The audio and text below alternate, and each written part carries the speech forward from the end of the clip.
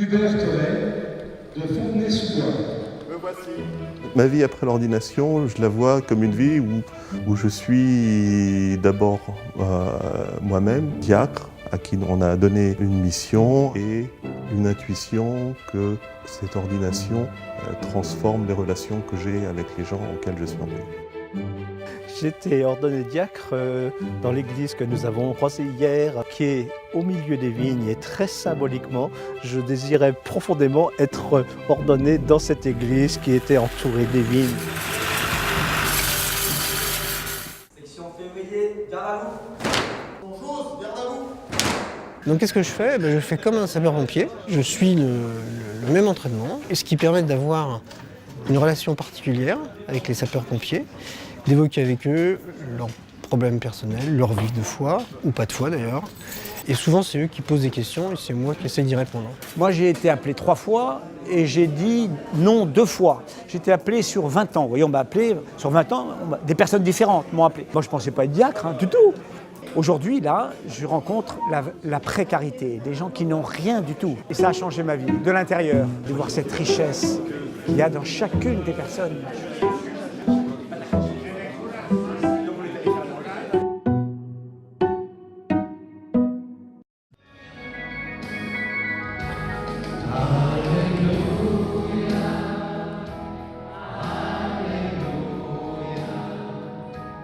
Quand les gens ne me connaissent pas, qu'à 1h du matin, après avoir m'être déroulé pour chanter un twist sur la scène ou un rock, et que je dis que je suis diacre de l'Église catholique, il y a toujours un temps d'arrêt, bien évidemment.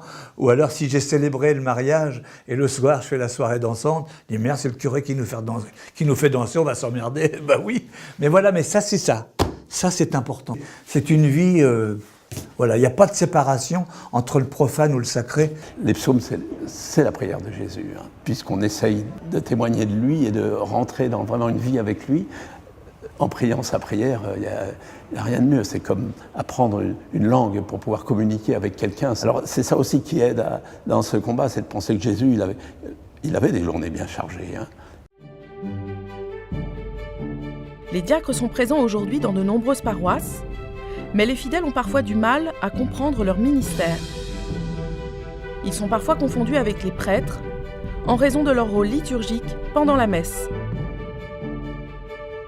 Découvrons qui sont ces diacres aux visages multiples, afin de comprendre quel est leur rôle dans l'évangélisation du monde d'aujourd'hui.